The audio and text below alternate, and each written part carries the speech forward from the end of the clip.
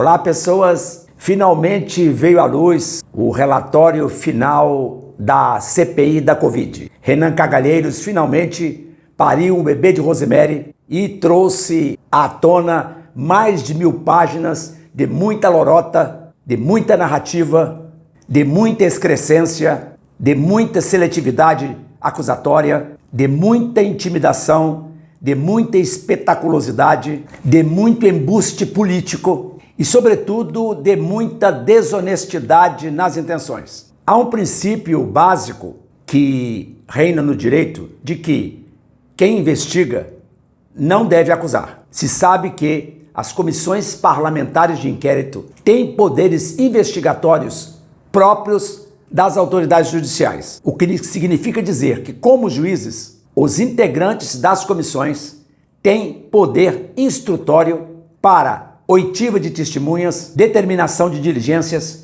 produção de provas quando necessárias à eliminação das controvérsias, mas como no caso dos juízes, a CPI não pode exercer seu poder instrutório com motivos escusos e ilegítimos, sob pena de comprometer a sua imparcialidade.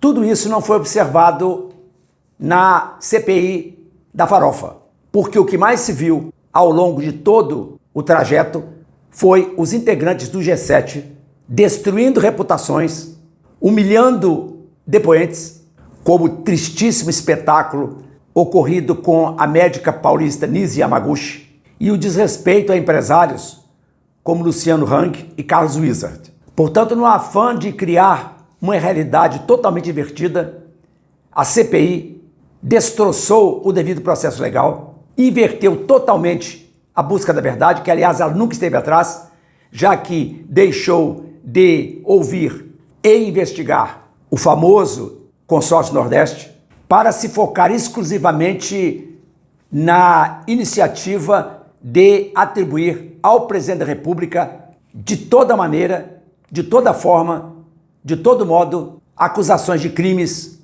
E isso o relatório foi prolífico ao seu final, quando sustentou uma farsa que não é possível de ser viabilizada em qualquer vara de justiça de um brocotó qualquer do Brasil. Na ânsia de acabar com o governo, na ânsia de destruir a autoridade do presidente da República, a CPI da fraudemia disparou incompetência, semeou verborragia inútil para tudo que foi lado.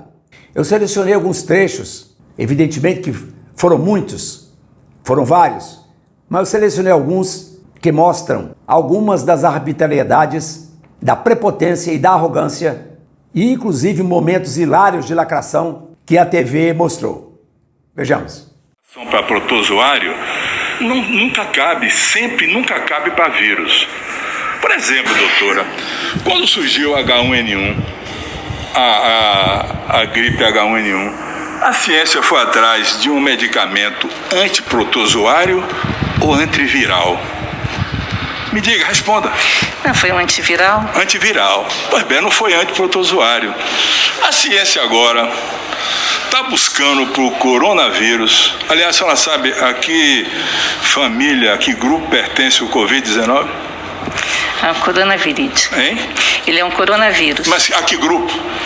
Ele pertence a... A senhora não sabe, infelizmente. A senhora não sabe nada de infectologia. Nem estudou, doutora. A senhora foi aleatória mesmo, superficial. Eu queria pedir ao senhor Rank que essas placas que ele tem aí entregasse ao pessoal da segurança, por favor. Perfeito. Essas placas, é? Isso aí não é para ficar aí, não. Exato. Porque eu não quero. Porque eu não quero. Isso, presidente. Olha aí, vamos deixa rolar aí a propaganda. Porque a CPI não está aqui para bater palma isso para aí. dois. Muito bem, presidente. Daqui a pouco ele sobe na mesa. A gente faz... Segundo é o seguinte, só quero que um advogado fique, o senhor pode Muito sair, bem, por favor. presidente. Ô, presidente, Você não, não, presidente, muito bem, presidente, isso não, presidente. Vossa presidente. Excelência. Muito bem, presidente. Presidente, Muito bem. qual motivo? Muito bem, Só presidente. fica um. Não, Muito presidente. bem, Só presidente. fica um, dois não. Presidente. Fica um. Eu tinha lhe Presidente. pedido, Muito presidente, bem, um presidente. encaminhamento. Eu tinha Um pedido fica, o encaminhamento. outro sai. Eu quero ouvir o posicionamento da OAB Calma agora. aí, não adianta reclamar que vai fazer do jeito que eu quero. Tantas coisas que vão além, ministro. além do conhecimento O puro senhor médico. não conhece, não sabe nem o que é a doença. Então, não sabe nada da doença. Não podia ser ministro de saúde absoluta. Eu, por exemplo, no seu lugar, não aceitaria. Porque a responsabilidade com a vida é para quem conhece a doença. O delegado, homossexual assumido, talvez estivesse pensando no perfume de alguma pessoa ali daquele plenário. Quem seria o perfumado que lhe o cativou? O senhor é o típico da pessoa que retrata muito bem esse presidente da República, que fala na família tradicional, mas a minha família não é pior do que a sua. Porque a mesma certidão de casamento que o senhor tem, eu também tenho. Que fala na pátria, que fala na legalidade, que fala na moralidade, mas o senhor é o principal violador dessa legalidade e moralidade. A partir desse relatório que conseguiu colocar médicos contra médicos, demonizar tratamento de doença, deixar de ouvir, por exemplo, a maior autoridade da classe médica, que é o presidente do Conselho Federal de Medicina, porque ele poderia destruir narrativas que estavam sendo ali alicerçadas por senadores que nada sabem sobre a ciência, nada sabem de nada, a não ser fazer má política.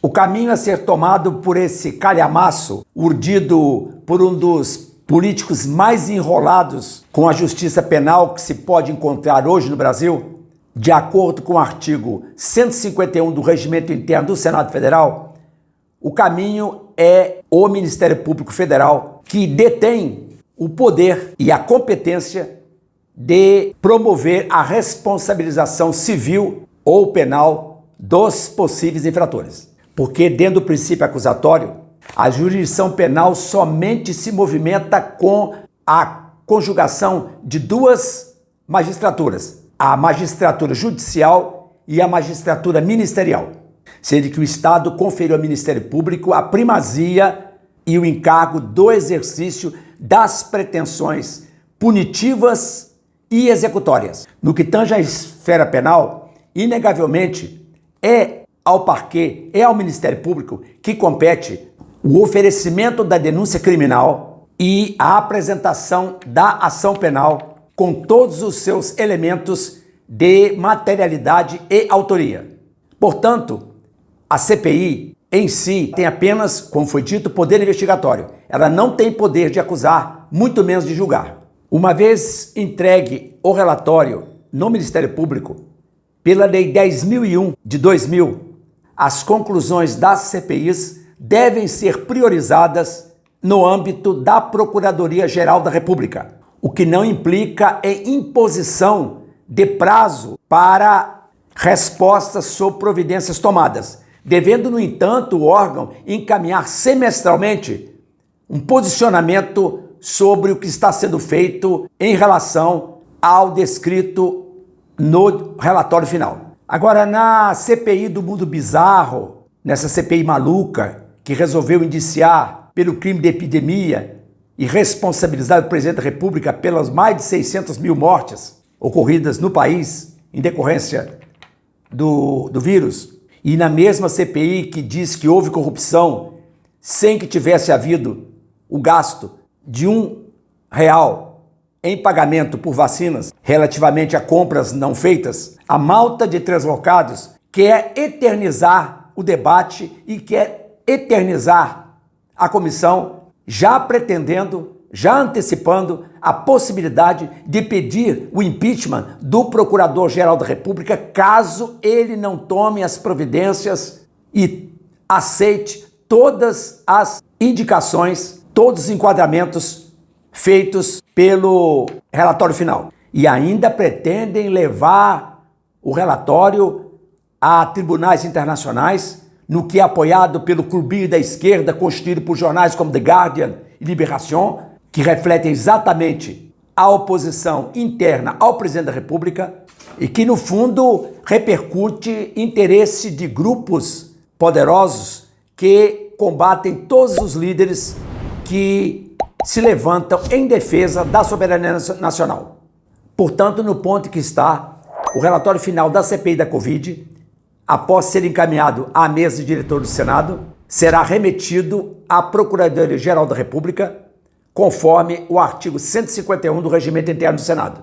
E aí, juridicamente, cessa a competência legislativa, passando, portanto, o assunto para a ingerência do parquê do Ministério Público Federal, que, pelo artigo 129 da Constituição Federal, detém a primazia de propor a ação penal pública, tendo para isso legitimidade política e processual. Esse foi o Soletrando de hoje. Dê o seu like, compartilhe esse vídeo, dê o seu comentário aqui abaixo. Tchau!